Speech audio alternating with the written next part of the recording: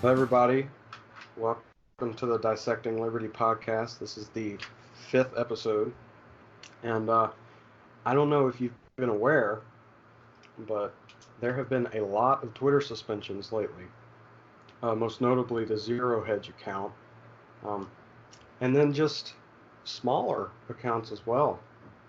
You know, Liberty Zero got suspended here the other day for doing something totally unegregious, speaking the truth, and it's a little bit scary.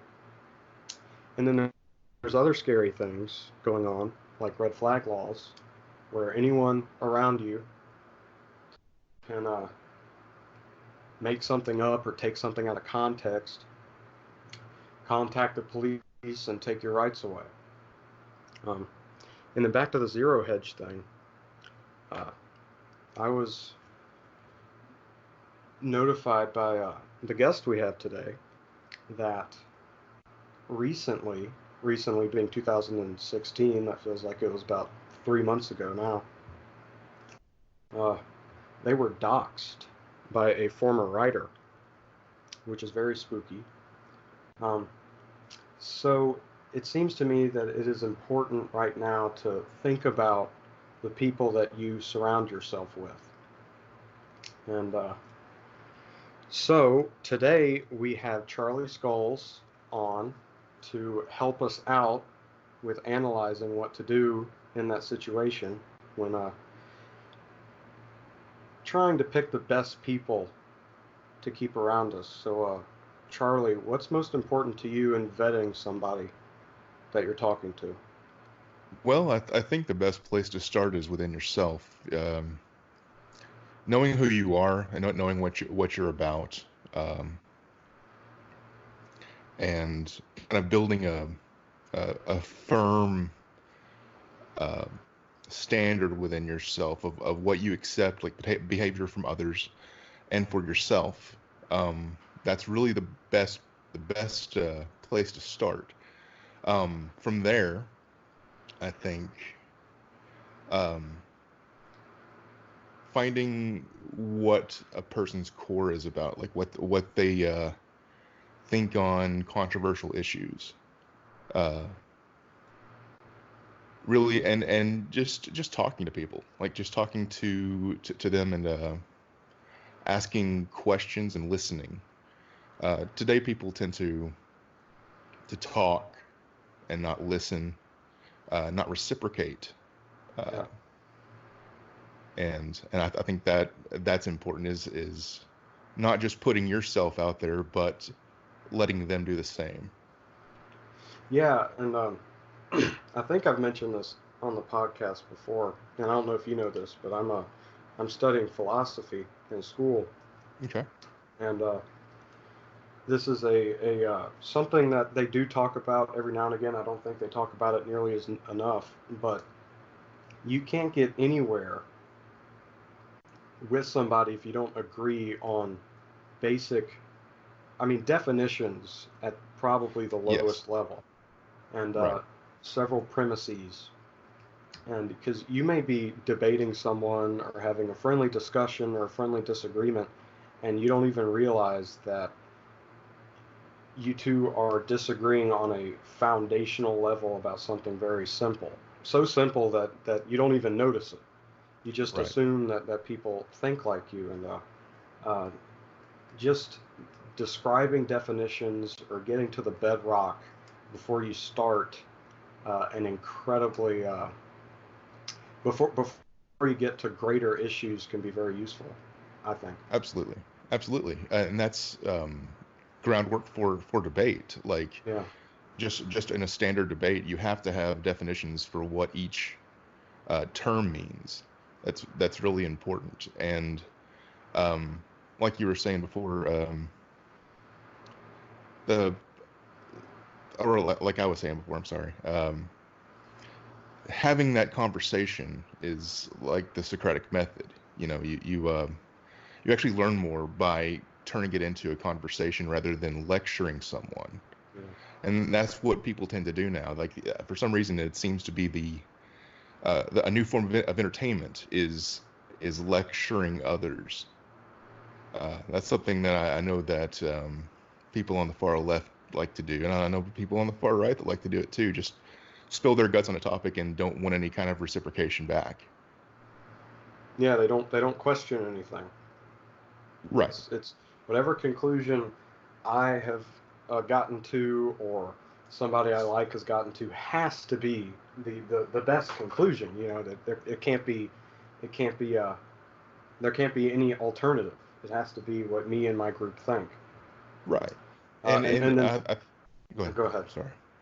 Well, I think that there's a level of solipsism in our culture. That's kind of the standard now, Yeah. with people being able to express themselves to a wider audience with tools like, well, like this, like podcasts and YouTube. Um, People seem to value their own opinions rather than seeking to improve them. Yeah. And you let me know something recently, today, that Twitter. I'm trying to find it. Yeah, Twitter added to their report page. If you want to report somebody, or a tweet rather, you Hmm. can say it's misleading about a political election. The first thing I Right. thought when I read that was, I would like for Twitter and the person that may use that to define misleading, because I mean it's obvious that that's going to be used as, oh, this person's talking bad about Bernie Sanders or Trump or anybody. So I'm going to say it's misleading because it's against my narrative. Right. Or even, I mean, just the word political. I mean, what Yeah. in what right now isn't political? Everything is. Yeah. I mean, how you feel about gravy is political now Yeah. because of all the implications. Yeah, well, the culture war has become political. Mhm. It So absolutely every has. every I mean, every aspect of life has just become intertwined with the political. well, as a society, we've become bipolar. I Yeah. mean, with all of the trappings of that word, we're simultaneously um, out of our mind and totally into ourselves. Yeah. What do you think the remedy to that is? Well, I think it's going back to discussions Yeah. and that Socratic method. I mean, that's how things were before. Like I look at stuff like, um, you know, the '90s right now is a pretty popular, retro thing. Well, you go back and look at some of the shows that were popular back then, like, um, the Fresh Prince of Bel-Air. Like Hmm. I've made a joke about that I can't relate to it because I'm neither black nor rich, and Yeah. there was so much more the equality came then, a lot of it. Um, we there's a lot of stuff that we look back now on and think, wow, like we couldn't have that as a show anymore. We couldn't have that as entertainment anymore because of X or because of Y, because of this subject or that, I think loosening up, really just stopping being offended by every little inconvenience. That's a good start. Um, just toughening up, Yeah. for lack of a better term. Well, to run with the Prince of Bel Air example, part of the reason that show, I mean, I really liked that show. I did too. It's great. And part of the reason why it was so good was because it was about a rich black family, but the show wasn't about race, Right. not at a foundational level. And There were if episodes oh yeah, that yeah. that touched on it, but it wasn't about it as a whole. I mean, if they made that show now, it would just be a preachy mess, and it wouldn't last very long Right. because it wouldn't be fun. It would Because be about, yeah, that would be how they would sell it to the producers. yeah, This is going to be somebody. This is going to be a fish out of water story.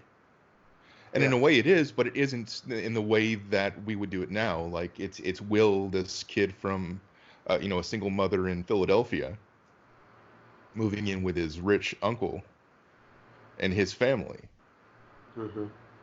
Like, that's the fish out of water story. It isn't that Will's, an African American kid in a white neighborhood in Bel Air. It's that he's a poor African American man moving in with his rich African American cousins and uncle and aunt's family. That's the whole point.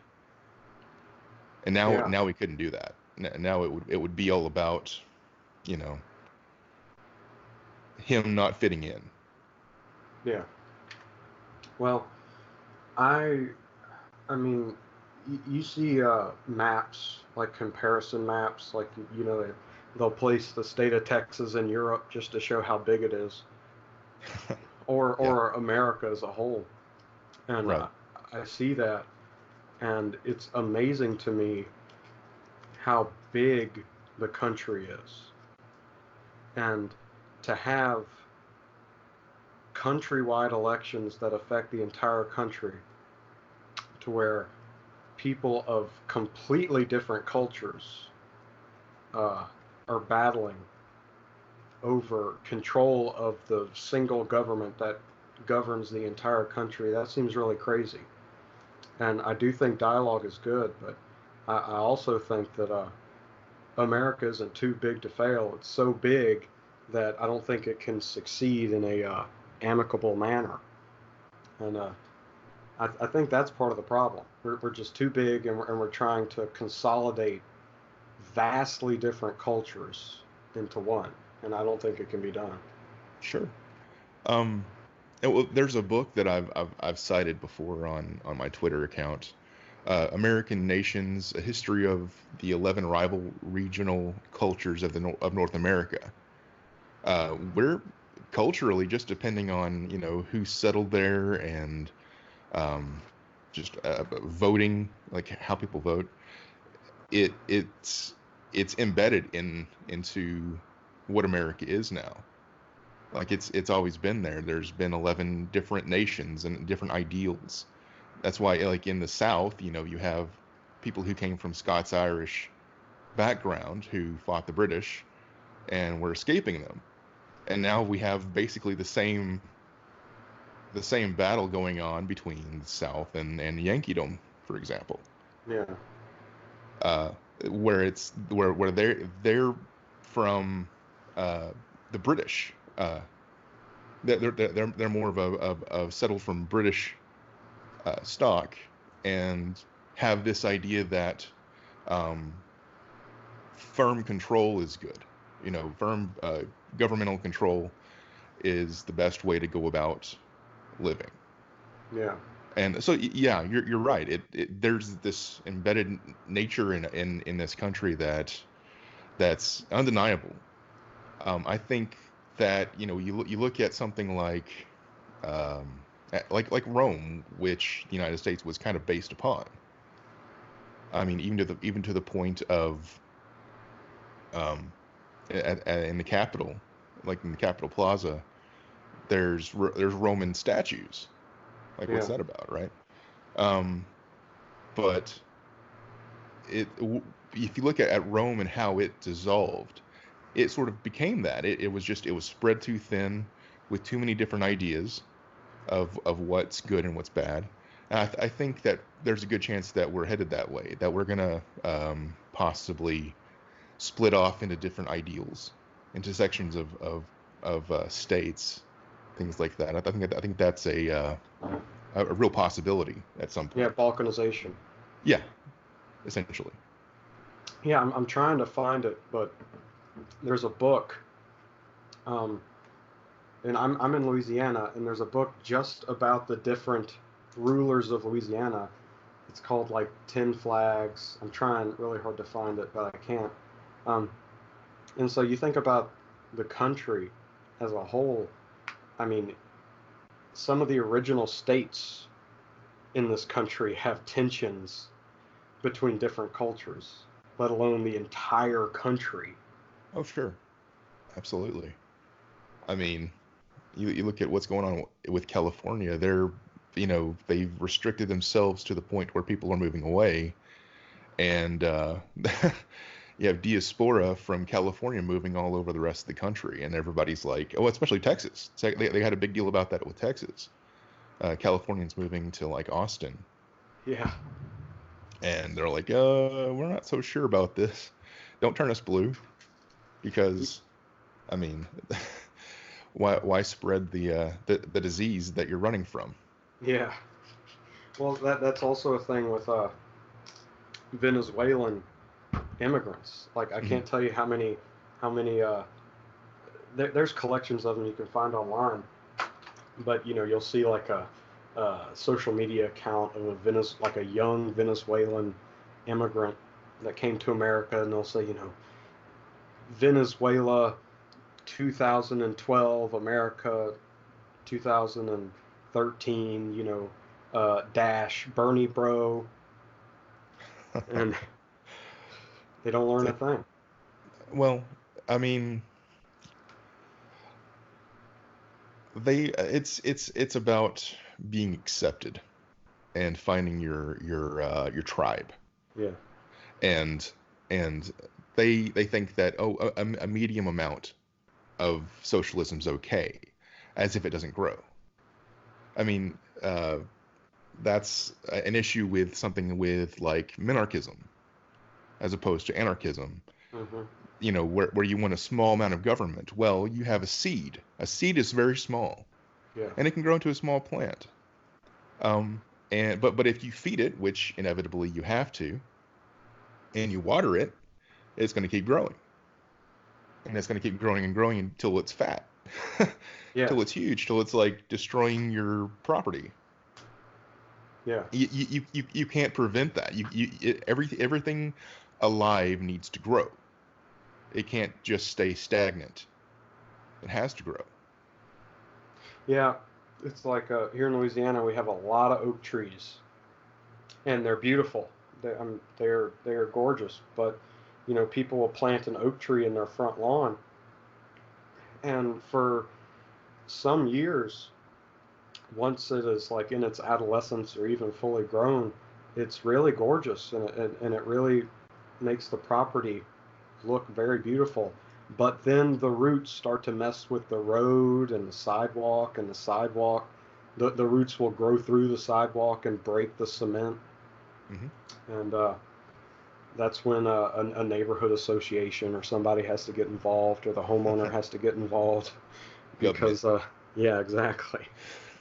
Well, I mean, that's the thing, is that it's so subtle, it's so slow, and it's underground. Yeah, Like, so much of our culture works underground. That's that like you think of, say, something like Led Zeppelin. They weren't ever popular. Like in their time, like in 1969, the most famous song was Sugar Sugar yeah, by the Archies. We think 69 and we think fucking Woodstock, yeah, right?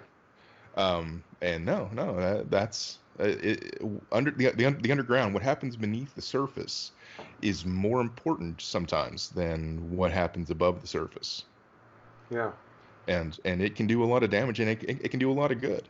Like, sometimes the roots are pretty beautiful, and they're there yeah, for its structure. They're there to keep those wide, spindly branches stable, but yeah, they can do a lot of damage to things that you don't want them to too.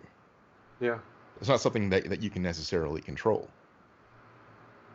yeah. And I mean, that's what Bastiat wrote about in What Is Seen and What Is Not Seen. I mean, we've been like we know this, like Right. This is just natural law. I mean, yeah, it's something that you can observe in nature, like we're talking about now. That's what philosophy is at its core, I think, is is observing nature and relating it to real life. or what it should be, what philosophy should be. I think Absolutely.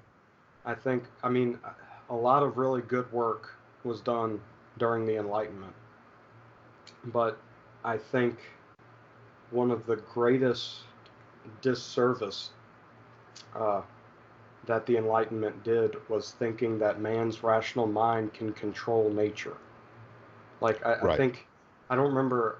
It might have been in our second episode. I was talking about Hayek's book, um, The Fatal Conceit, and that's the fatal conceit in the book. It's him railing against uh, college professors teaching students that they can control the world around them, not making use of resources around them, but they can control it. And Right. that is a horrible idea that has been tried many times and has brought the countries to ruin every single time. Well, going back to using natural law as a basis, um, you look at the early settlers coming from Britain. Hmm. They're using growing methods and how they till the land and everything from how it was in Britain, but the land in the United States is completely different.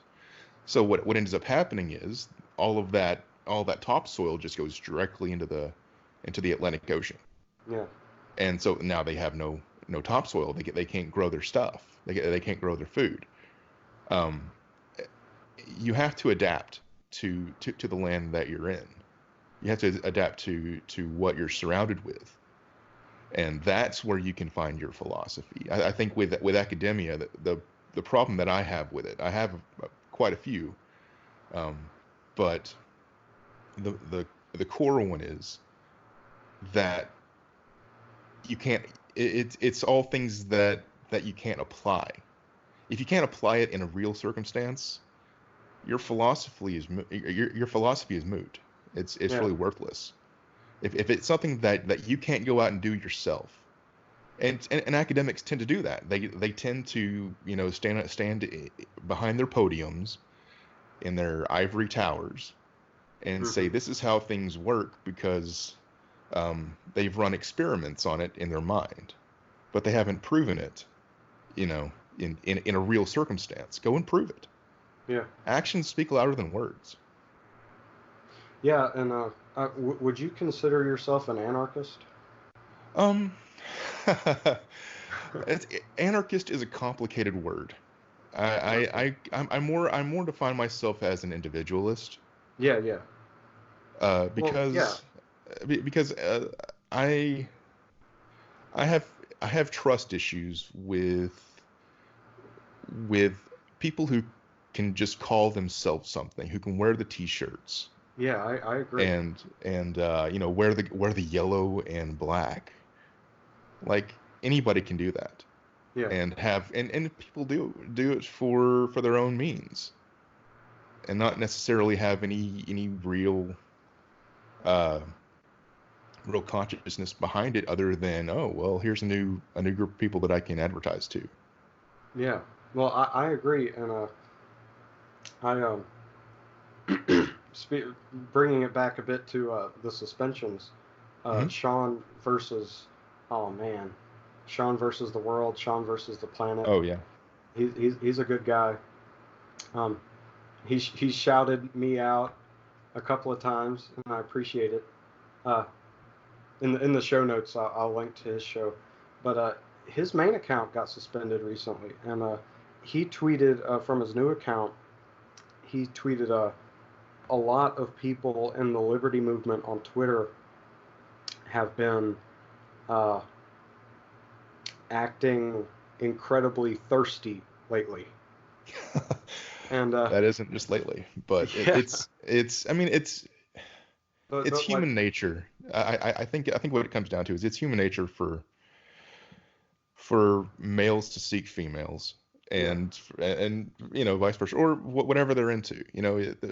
People seek mates. yeah, And there are particular attributes that people look for, and that's something that is well known. And whenever you put that out there, you're going to get uh, attention. yeah, And you know that you're going to get attention. yeah, I and mean, but at the same time, you have people who would say the most absurd things at somebody who, showed their earlobe. Yeah. Like, oh, wow, that's my new fetish. Yeah. That's like, come on. Well, like, and it's Sean versus Planet, by the way. But what I commented on that tweet was like in the libertarian ANCAP Hmm. group. That is why I am particularly fond of the Mises Institute, is because not only can they talk the talk, which is very common in academia and with academics, but based off of the ones I've met, and I've met several uh, high-ranking Misesians, uh, they can walk the walk as well. And I mean, Tom Woods is a great example. He really stands by what he says, and he lives his life according to the principles that he espouses. And I think that man, I mean, he's not going to run for office, and I don't want him to, but I think doing that will get you more adoration in the long run than saying something and doing the complete opposite, which is politics incarnate. Sure. Yeah. Politics is the art of lying. Yeah, It's really it's lying and manipulation perfected. That's that you see the presidency. Everyone says something different before they get into office. But once they get into office, they're doing the exact same thing. Um, and as far as the Mises Institute, if that's the case, I'm not terribly familiar with it because I don't really get into the politics so much. yeah, But if they can back it up, by all means, that's a great thing. I think for the individual though, I think um, finding people who are reliable, who take their responsibility, their personal responsibility seriously. yeah, I think those are people who you want to have in your in your group, who you want to be connected with. People who aren't just, I mean, I'm one of the, anonymous people on there too, but people who put their word to work, yeah, um, who live it. And I think that trying to get away from the monetary system is a good way to do it. I've been at odds with some of the people who do Bitcoin and things like that, but in the long run, I'm glad that they're there. I'm glad that they're looking at least. yeah, That's something. That's more than just sitting here and like putting your money in a bank yeah, and letting it, letting inflation eat away at it. I, yeah, I, I applaud them for that. That they're willing to put their livelihood on the line to try to escape the trappings of the monetary system. yeah. When you say monetary system, do you mean like The fiat Fed, currency? Okay, yeah, yeah, right. Fed, the Fed, yeah, fiat currency. I mean, fiat currency is just something that we all agree on. That this equals this. yeah, This amount of work is worth, you know, so many bills, so many pieces of paper. I think people who try to escape that are doing a good work. yeah. Well, I have my issues with Bitcoin. So do I. Um, I'm hoping to talk to somebody uh, about it, but I mean, at the present moment, I think it's great. I also think that gold is great, uh, and I haven't been swayed by the Bitcoin people to believe in it more than gold. But Well, I that, agree that trying to get away, trying to I forget. Oh man, this might be a Hoppian thing, but like small incremental secessions from uh, government resources. Using exactly. alternative payment methods like Bitcoin or gold or whatever. I think that's a very noble thing to do. Absolutely.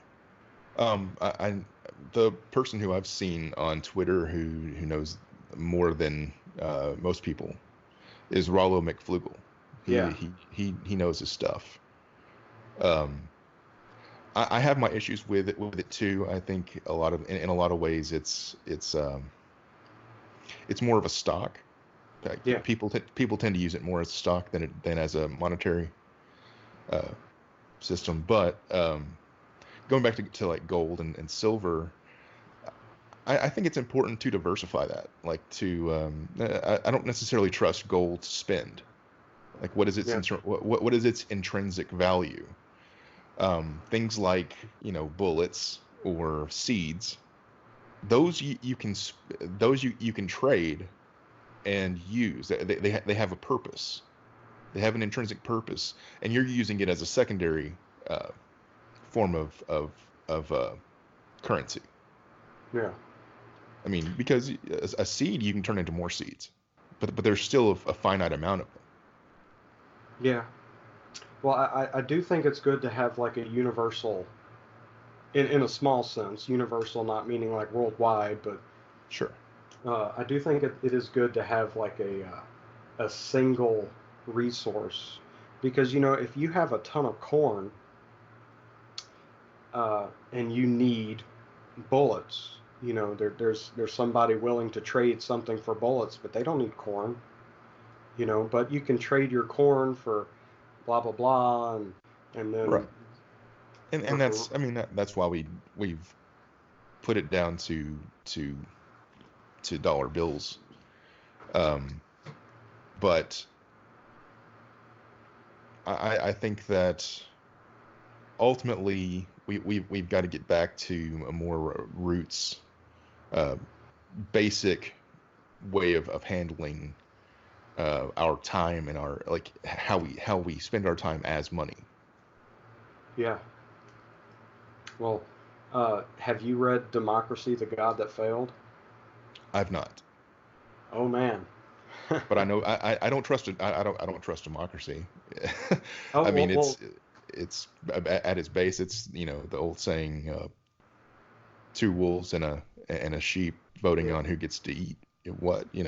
Well, the reason that book is so great is because not only is it an indictment on democracy, but he lays out.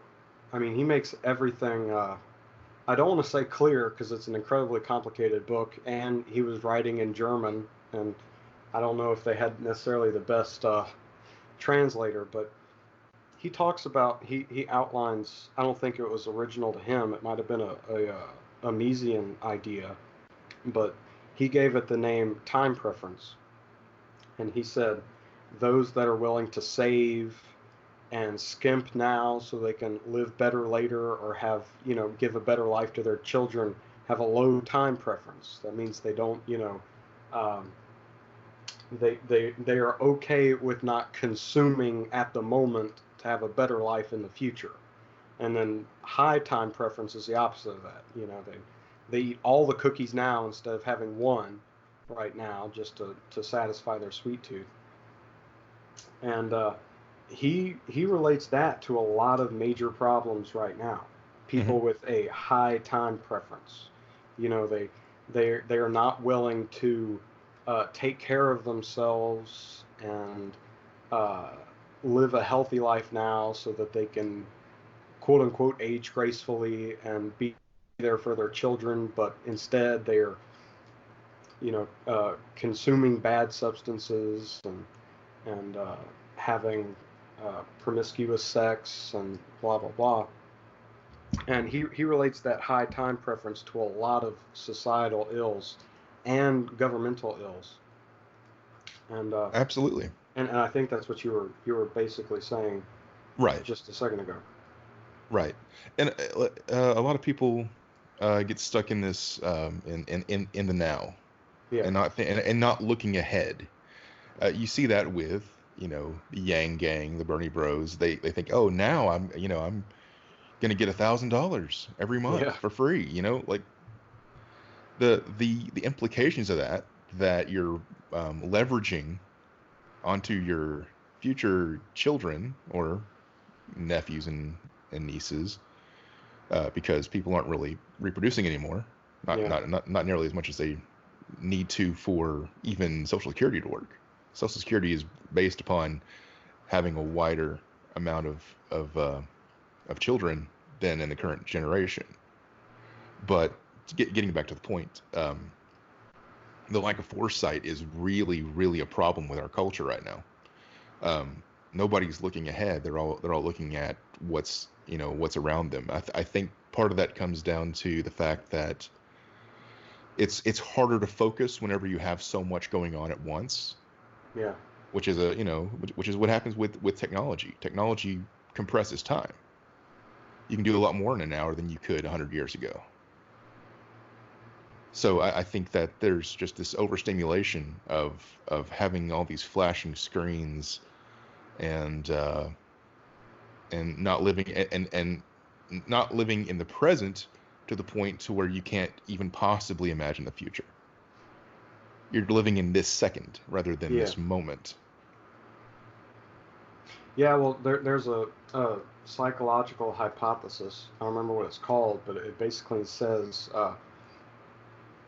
that the more information that you have available to your fingertips does not necessarily mean the more knowledge you gain, meaning the knowledge that you can gain from uh, facts. Hmm. But and you see that, people. I mean, I don't know what the the data says, but I mean, I wouldn't necessarily say that people are getting smarter. Maybe in a technical sense, but not necessarily in a functional sense. But they have like all the world's information at their fingertips. I totally agree. Um, I think what it comes down to is people value what they work for. Hmm. And this goes back to the $1,000 a month thing too. But people don't value what they don't achieve themselves, what they don't work for. They don't get the enjoyment of it. And so having so much information available for free, people don't value it at all, because they can just go on Google and search it, or they can go on DuckDuckGo and search for it. Yeah. So they don't necessarily think that, oh, I need to store that away for later. Yeah. It's all a matter of value, how much you value information, and information's been decentralized. You don't have to go to school to get a degree. You can learn all that stuff on YouTube. Yeah. So, but yet people still are inclined to do that. I don't understand why, but um, yeah, there's so much information available, and because it's so easy to find, to just search for and follow steps, it's not valued. Yeah. Well, and this is a soapbox of mine.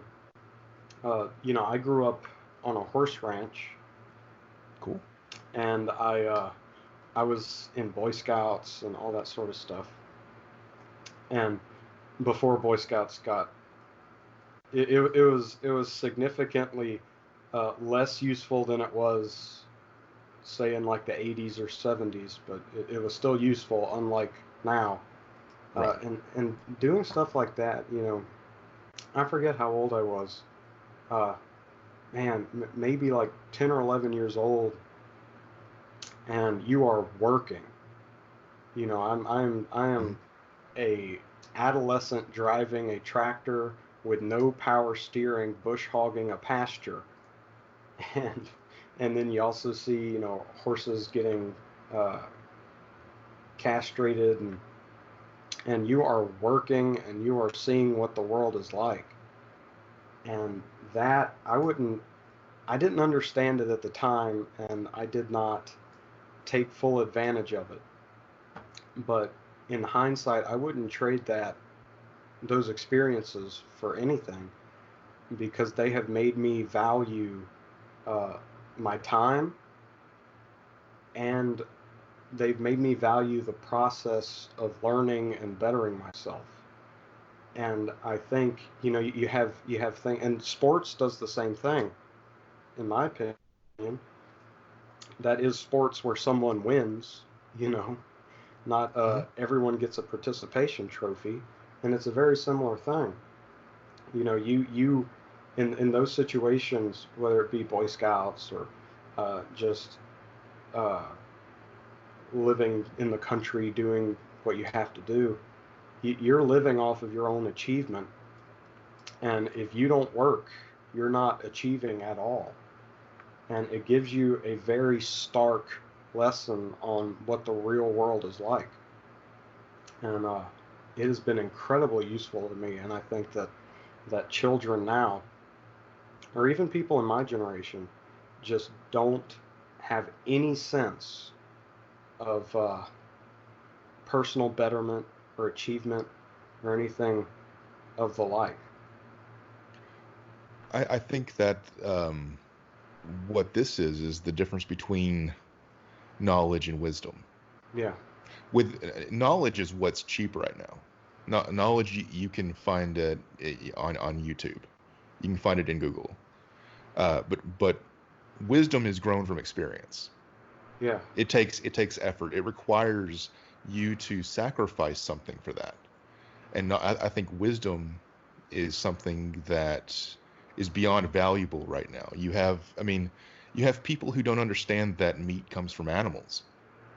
yeah, They like there was an article that's been floating around on the internet for a while now of somebody who's just scathing hunters. Like, why are you hunting and killing animals when you could just go to the grocery store and get it without killing anything? yeah, You know, there's an enormous value to wisdom, and there always will be, because there's not enough of it. There's never enough of it. yeah, It's something that you have to work and sacrifice and give of yourself for, and it requires experience. It requires time and effort. yeah, Knowledge, it's a picture of Hawaii, like just to use C.S. Lewis's um, analogy.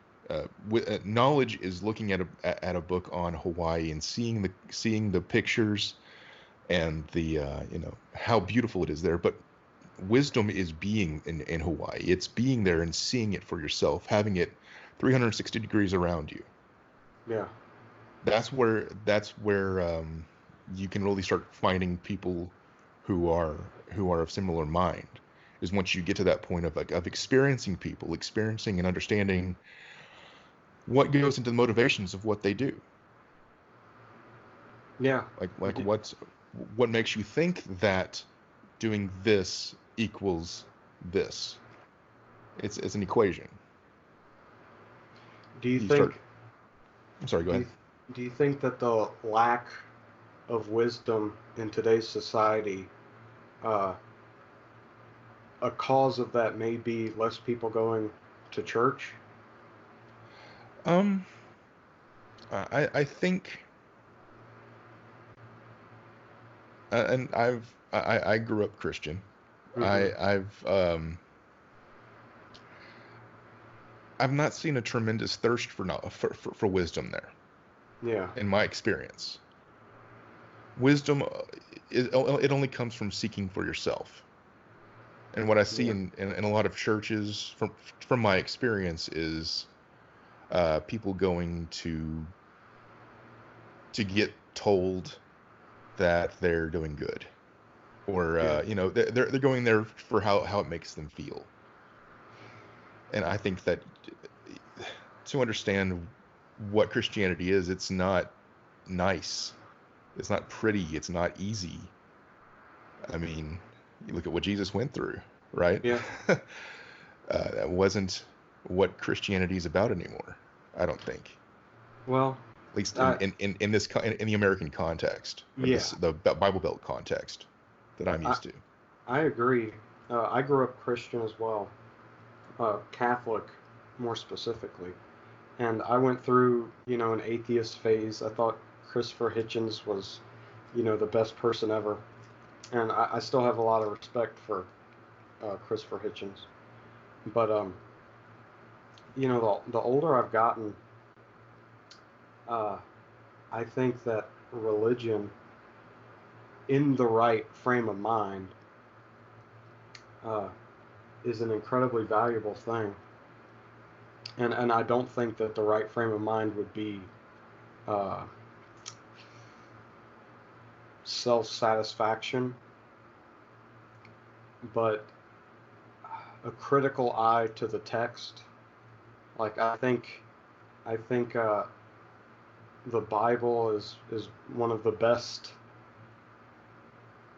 metaphors written in human history to like our experience of trying to explain the inexplicable. Sure. And Uh, well, go ahead. well, I think that you can look at the Bible in a variety of different dimensions. I think that's kind of the idea, is that uh,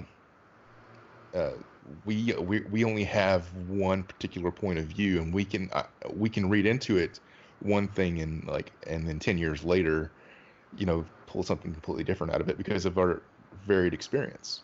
Yeah. I think it's that way for a reason, and there's a lot of there's a lot of practical knowledge in that. I mean, the idea of unclean and clean animals. Um, Common sense says that you don't eat a a a, pr- a vulture, something Yeah. that's you see that eats the bottom of the bottom of the worst kinds of food, or like a catfish. Catfish is a bottom feeder. Yeah. It's going to get worms. It's going to have all kinds of different problems, and that's how they circumvented it. I mean, now we can kind of control it better. Man, I'll Um, eat some catfish. oh, I'll sure. put down some catfish. Have a nice fish fry, right? Mm-hmm. But yeah, I think the the base of any kind of wisdom is asking why. Yeah. Why is it this way? And you have to, I mean, even with Christianity, that's where I went. I didn't necessarily go into atheism, but I definitely asked why. Why do I do this? Why is it this way? Why do we go on Sunday? And a lot of the questions I couldn't get answers for. Yeah. I asked around, and I actually got rebuffed a few times by church leaders for asking questions, and that kind of scared me. But you always have to ask why. That's the open door to wisdom. That's where knowledge becomes wisdom. Is Yeah. is know is knowing that why, knowing the purpose, knowing the underlying current of that idea. Yeah. I agree completely. And getting and I've been uh, shooed away by church leaders before, and when I was younger, and that I think that's just a failure on their part. Sure. Um, and but I do think there's something there. Um, but we can talk about that for another 12 hours. I For think sure. we better wrap up. Why don't you tell Okay. everybody where they can find you? Okay. You can find me on Twitter. That's pretty much the place to go. That's underscore Charlie Skulls, and that's pretty much where I hang out. Yeah, yeah, and there'll be a link to Charlie's Twitter in the show notes. You can find me on Twitter at Cotton Archist for all your cotton related needs. Um, I will say I'm a bit disappointed we didn't get to cotton because I think there's a lot of important cultural questions that we need to discuss in that realm. But there's always next time. Uh, Absolutely. all right. Well, thank you everybody for listening. Thank you.